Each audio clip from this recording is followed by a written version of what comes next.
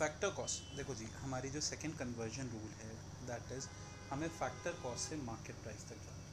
अब हमें factor cost से मार्केट प्राइस तक जाना है, तो इसके लिए हम एक एग्जांपल लेते हैं। अब हमने एक एग्जांपल ले लिया कि एक कंपनी है आशु लूटो लूटो कंपनी, और आशु लूटो लूटो कंपनी बना रही है पेन, और पेन बनाने की उसकी जो फैक्टर कॉस्ट आ रही है दैट इज़ 50 रुपीज़।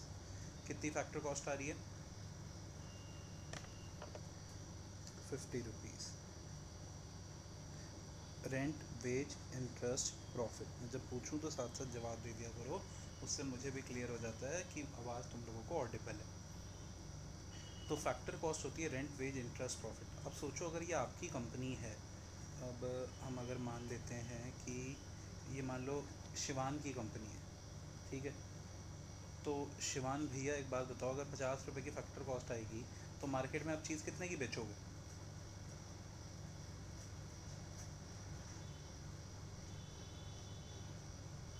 हाँ, आप उतने की ही बेचोगे, आप 50 की ही बेचोगे। बच्चे बच्चे कह देते हैं 70, नहीं 70 नहीं होगा। क्यों? क्योंकि ये रेंट, वेज, इंटरेस्ट, प्रॉफिट, आप 70 की बेचोगे। बट जब आप बेचने के लिए जा रहे थे तो उसी बीच में आ गई गवर्नमेंट, और गवर्नमेंट जो है ना, गवर्नमेंट कोई एवं ही नहीं आई, गवर्नमेंट आई डेविल बन के। देख रहे हो, डेविल बन के आई है गवर्नमेंट। और गवर्नमेंट कहती है कि ऐसा है भैया कि तुम्हें हमें टैक्स देना पड़ेगा। तुमने पूछा कौन सा टैक्स? तुमने पूछा भैया कौन सा टैक्स देना है, तो गवर्नमेंट कहती इनडायरेक्ट टैक्स देना पड़ेगा। तुमने पूछा भैया ये इनडायरेक्ट टैक्स क्या होता है, का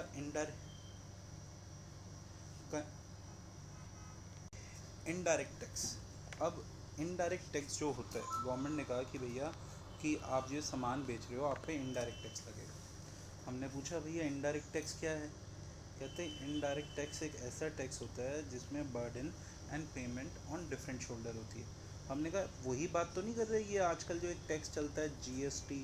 कहते हैं हाँ वही वही वही। पर मतलब एग्ज़ाम में भी जीएसटी आएगा? नहीं, का एग्ज़ाम का ना पता नहीं चलता, तो एग्ज़ामिनर कभी ना जीएसटी की जगह उस इनडायरेक्ट टैक्स के पुराने नाम लिख लेता है, वैट, सर्विस टैक्स, ये इसके पुराने नाम।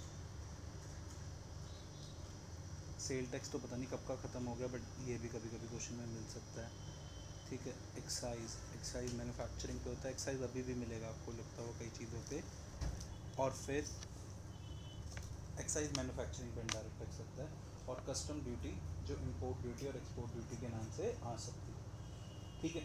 तो जी ये हो गए इनडायरेक्ट टैक्स। तो गवर्नमेंट ने कहा कि भैया हमें आपसे इनडायरेक्ट टैक्स चाहिए, तो हमने गवर्नमेंट को 20 रुपये दे दिए। अब हमने गवर्नमेंट को 20 रुपये दे दिए तो मार्केट में गुड़ कितने का बिकेगा? अब मार्केट में 70 का बिकेगा। पर थोड़ी देर बाद गवर्नमेंट फिर आई, और अब ना गवर्नमेंट के पर निकले हुए थे। गवर्नमेंट के सर पे ना वो ऐसे हेलो बना हुआ था, वो होता है ना अच्छे वाले, क्या कहते हैं, एंजल के ऊपर। तो गवर्नमेंट कहती कि भैया देखो तुम बहुत अच्छा काम कर रहे हो, तुम पेन बेच रहे हो, का पेन जब लोग लेंगे तो पढ़ेगा इंडिया, और पढ़ेगा इंडिया तभी तो बढ़ेगा इंडिया।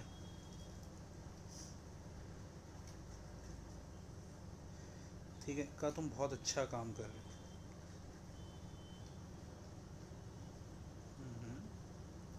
पढ़ेगा इंडिया तो बढ़ेगा इंडिया। तो हम ना आपके काम से बहुत प्रसन्न हुए।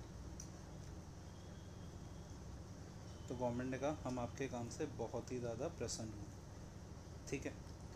तो हम आपको 10 रुपये की सब्सिडी दे देंगे, मतलब आपकी कॉस्ट का कुछ पार्ट हम बेयर कर लें, ठीक है। कि 20 रुपये की क्या कहते हैं, पहले गवर्नमेंट 20 रुपये ले गई, फिर 10 रुपये दे गई। अब एक बात बताओ, 20 रुपये ले गई, 10 रुपये दे गई, हमें नेट कितना, हमसे नेट कितना ले गई गवर्नमेंट?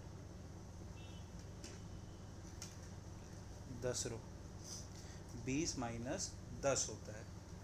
और अगर आप किसी फॉरेन के स्कूल से पढ़े हों तो 20 - 10 6 होता है। बाकी इंडियन स्कूल्स के हिसाब से 20 - 10 10 होता है ना बच्चों?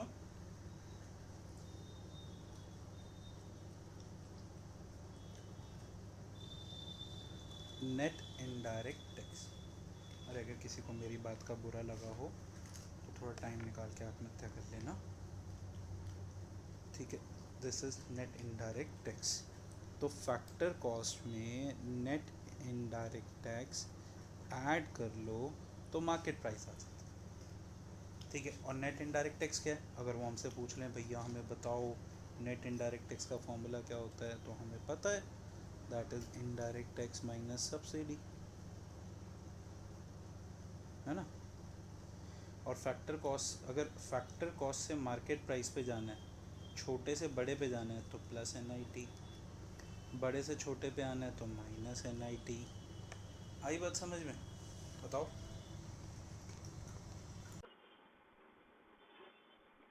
दैट इज जब हमें डोमेस्टिक इनकम से नेशनल इनकम तक जाना होता है। तो भैया डोमेस्टिक इनकम से नेशनल इनकम तक कैसे जाए?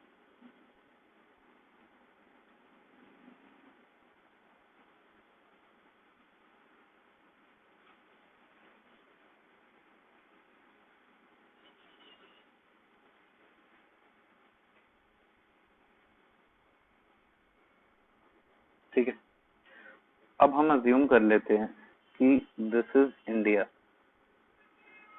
And this is rest of the world. ठीक है, अब इंडिया के अंदर कौन रहते हैं? इंडिया के अंदर इंडियंस रहते हैं।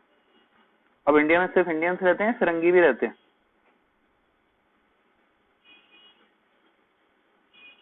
फिरंगी भी रहते हैं, उन्हें हम काला बना देते हैं। रेसिज्म नहीं है, हम Indians bleed blue, you know. Racism नहीं कर रहे हम कोई भी। मैं वाइट बना देता पर वाइट पे वाइट दिखेगा नहीं, ये फॉरेनर्स है, वो ज्यादा गोरे हैं, हम काले, हम खुश हैं। ठीक है, बाहर इंडियंस भी रहते हैं।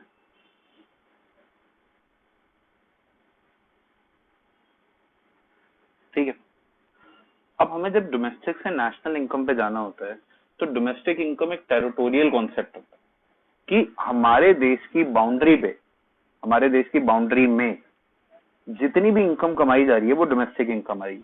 तो इनकी इनकम भी डोमेस्टिक इनकम में आएगी और इनकी भी आ जाएगी। पर जो नेशनल इनकम होता है ना, वो एक इंडियन कॉन्सेप्ट होता है, मतलब कि it is a person based concept. उसमें सिर्फ इंडियंस की इनकम ऐड होगी, मतलब इन फॉरेनर्स की इनकम नहीं आएगी, और ये जो बाहर इंडियंस रह रहे हैं इनकी इनकम आ जाएगी। तो अगर मुझे डोमेस्टिक इनकम से नेशनल इनकम पे आना है तो मुझे जो इंडियंस पैसे बाहर कमा रहे हैं उसे ऐड करना पड़ेगा। उसे कहते हैं factor income from abroad. Factor income from abroad, FIFA. Let's suppose बाहर से जो इंडियंस है वो 500 करोड़ कमा रहे हैं और मुझे माइनस करना पड़ेगा जो हमारे देश में ये लोग इनकम कमा रहे हैं ना, इन्हें माइनस करना पड़ेगा। इसे हम कहेंगे फैक्टर इनकम टू अब्रॉड, यानी कि फीटा। ठीक है, लेट्स सपोज ये 300 करोड़ है, तो 500 करोड़ ऐड होंगे, 300 करोड़ माइनस होंगे, तो नेट क्या होगा? 200 करोड़ ऐड हो जाएंगे। उस नेट जो 200 करोड़ ऐड होते हैं उसे हम कहते हैं net factor income from abroad. Net factor income from abroad, in short NFIA. In short NFIA. Okay, तो domestic income plus NFIA is equal to national income. और अगर हमसे कोई पूछे कि भैया नफिया का फॉर्मूला क्या है, तो हम उसे वो भी बता देंगे। That is net factor income from abroad is equal to factor income from abroad minus factor income to abroad। और अगर हम डोमेस्टिक पे हैं और हम नेशनल पे जाना चाहते हैं, हम डोमेस्टिक पे हैं और हम नेशनल पे जाना चाहते हैं तो प्लस नफिया, नेशनल पे हैं और डोमेस्टिक पे आना चाहते हैं तो माइनस नफिया। डोमेस्टिक से नेशनल जाने के लिए प्लस नफिया, नेशनल से डोमेस्टिक आने के लिए माइनस नफिया। ठीक है, तो ये हमारा सेकंड कन्वर्जन रूल। तो अभी तक हमने 3 कन्वर्जन रूल समझे। पहला, gross minus depreciation is equal to net. Okay, जिसमें हमें पता चला कि अगर हम ग्रॉस पे हों और हमें नेट पे जाना है तो बड़े से छोटे पे जाने के लिए माइनस डेप्रिसिएशन, और नेट से ग्रॉस पे आना हो तो plus depreciation. Second conversion rule हमने आज पढ़ा, factor cost plus net indirect tax is equal to market price. मतलब अगर हम फैक्टर कॉस्ट पे हैं और हम मार्केट प्राइस पे जाना चाहते हैं तो हमें क्या करना पड़ेगा, प्लस NIT, और हम मार्केट प्राइस पे हैं और हम फैक्टर कॉस्ट पे आना चाहते हैं तो माइनस NIT। और हमने तीसरा कन्वर्जन रूल पढ़ा, that is domestic income plus net factor income from abroad is equal to national. तो अगर हम डोमेस्टिक पे हैं और हम नेशनल पे जाना चाहते हैं तो प्लस NFI, और हम नेशनल पे और डोमेस्टिक पे आना चाहते हैं तो माइनस NFI। तो ये 3 कन्वर्जन रूल्स हमने पढ़े। ठीक है, अब इन 3 कन्वर्जन रूल्स की हम एप्लीकेशन समझें। अब इनकी एप्लीकेशन समझने से पहले हमें ये समझना पड़ेगा कि नेशनल इनकम एग्रीगेट कैसे होता है। जैसे आपने देखा होगा कि आपको दे रखा होता है GDP@MP,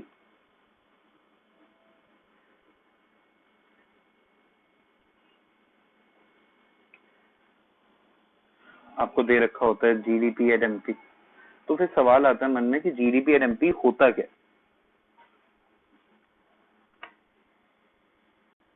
अब GDP-MP है तो GDP-MP होता क्या। अब ये जानने के लिए कि GDP@MP क्या होता है, तो देखो GDP-MP दिया होगा या NDP-FC दिया होगा तो इन्हें बोलते क्या। तो ये समझने के लिए आई कैन से कि हमेशा आपको ऐसे दिया होगा ABC@XY, जहां पे A का जो मतलब है, एक सेकेंड बच्चे,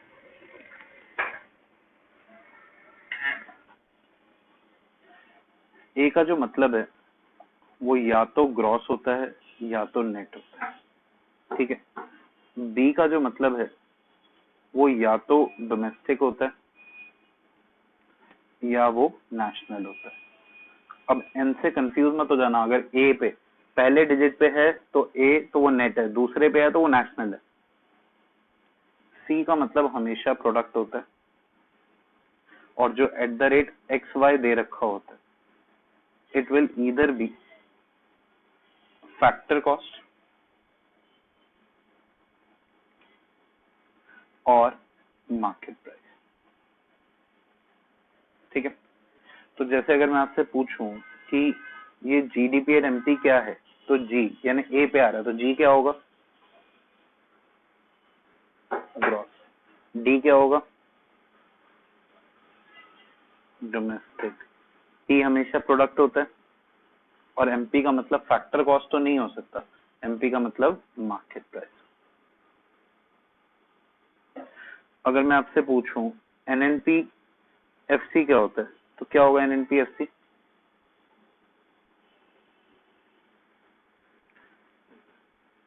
net national product at factor cost. ये क्या होगा,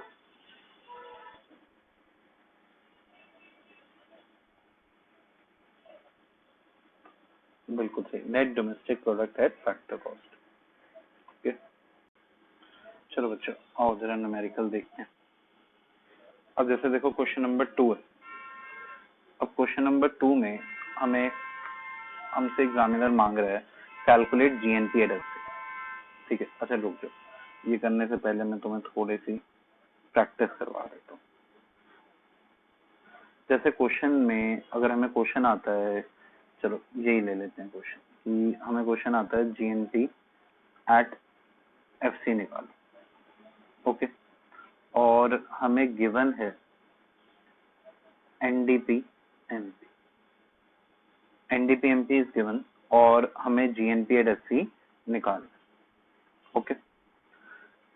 अब एनडीपी एमपी से जीएनपी एफसी तक जाना चाहते हैं, तो जो चीज गिवन होती है वो हम लिखते हैं लेफ्ट हैंड साइड पे, तो एनडीपी एमपी हम लिखेंगे लेफ्ट हैंड साइड पे, और जो हमें गिवन है दैट जो हमें फाइंड करना है जीएनपी एफसी, वो हम लिखेंगे राइट साइड पे, ठीक है। जो फाइंड करना है राइट साइड पे और जो गिवन है वो लेफ्ट साइड पे, ये चीज का ध्यान रखना है, उल्टा नहीं कर देना।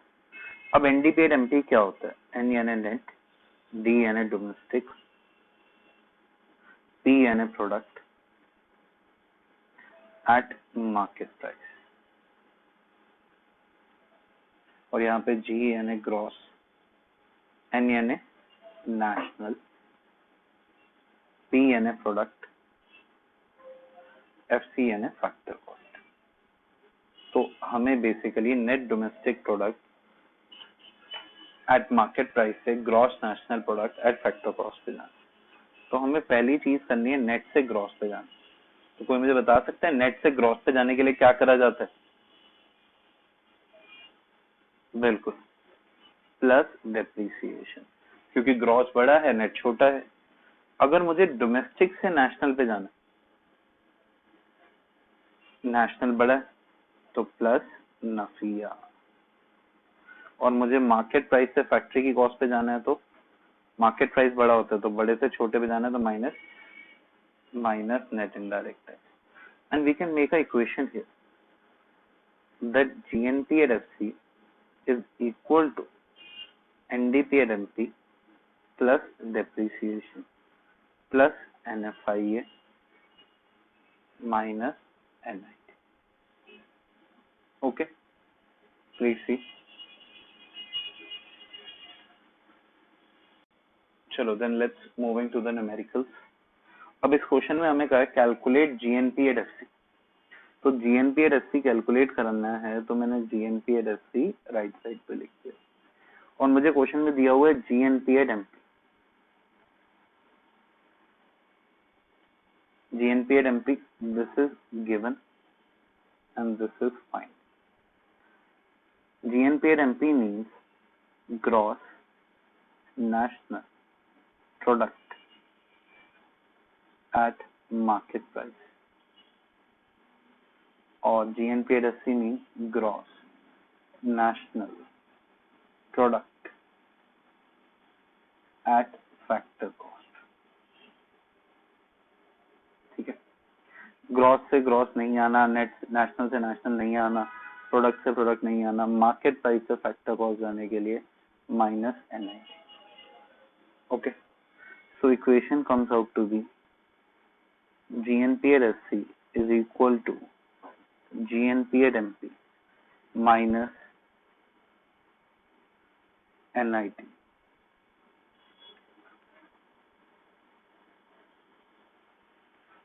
GNP at MP minus NIT, net indirect tax. Okay, अब हमारे को क्वेश्चन में GNP at MP तो दिया हुआ है 97,000 माइनस NIT। अब NIT हमें डायरेक्टली नहीं दिया हुआ, तो NIT का फॉर्मूला होता है इनडायरेक्ट टैक्स माइनस सब्सिडी। तो क्वेश्चन में हमें इनडायरेक्ट टैक्स दिया हुआ है 12,000, सब्सिडी दी हुई है 9,000, सो 12,000 माइनस 9,000,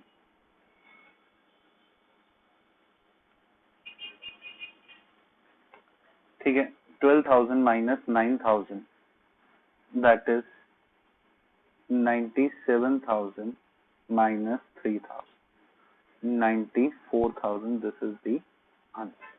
हमें क्वेश्चन में जीएनपी एट एफसी निकालना है, जीएनपी एट एमपी गिवन है, तो एमपी से एफसी पे जाने के लिए माइनस एनआईटी होता है, प्लस नहीं, एफसी से एमपी नहीं जाना, एमपी से एफसी पे जाना। ओके,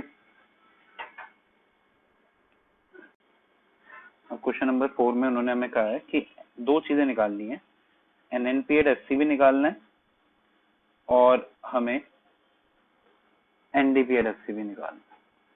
तो हमने चलो पहले एनएनपी एड एफ सी लिख दिया। क्वेश्चन में हमें गिवन है जीएनपी एड एमपी, हमने जीएनपी एड एमपी लिख दिया। जीएनपी एड एमपी यानी gross national product at market price, NNP at F C यानी net national product at factor cost. तो सबसे पहले हमें ग्रॉस से नेट पे जाना है, यानी कि माइनस डेप्रिसिएशन, और हमें मार्केट प्राइस से फैक्टर कॉस्ट पे जाना है, यानी कि माइनस एनआईटी। हमारी इक्वेशन बन गई कि NNP at F C is equal to GNP at MP minus depreciation minus NIT. Question में हमें जीएनपी एमपी दिया हुआ था 17,450, ओके, और हमें क्वेश्चन के अंदर डेप्रिसिएशन दिया हुआ है 2400, तो minus 2400 minus NIT. NIT directly नहीं दिया हुआ, इनडायरेक्ट टैक्स माइनस सब्सिडी, तो इनडायरेक्ट टैक्स है 3600 माइनस 300, यानी कि 17,450 माइनस 2400 माइनस 3300, यानी कि 17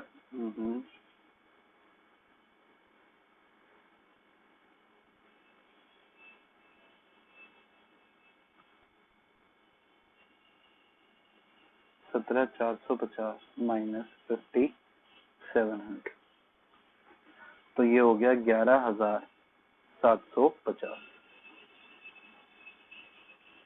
ओके, 11,750, यही हमारा आंसर है। ठीक है, 11,750। अब अगला जो पार्ट है ना, वहां पे थोड़ा दिमाग लगाना है। अगले पार्ट में हमें निकालना है एनडीपी एड एफ सी। अब बच्चे यहाँ पे लिख देंगे जीएनपी एड एमपी, नहीं, ये नहीं करना। हमें ये क्यों नहीं करना? क्योंकि ये करने में मेहनत लगेगी ज्यादा। हमने पिछले पार्ट में एनएनपी एड एफ सी निकाल दिया ना, तो एनएनपी एफ सी से एनडीपी एफ सी जाने के लिए हमें बस एक स्टेप करना है, क्या? माइनस नफिया। पर जीएनपी एमपी से एनडीपी एफ सी जाने के लिए हमें 3 स्टेप करने, तो हम ये चीज फॉलो करेंगे। हमने जो निकाल लिया उसे यूज करेंगे। हम लिखेंगे NDP F C is equal to NNP F C minus NFIA. अब एनएनपी एफ सी हमें पता है 11,750 है, नफिया 1600 है, तो माइनस 1600, हमारा आंसर आ गया 10,150।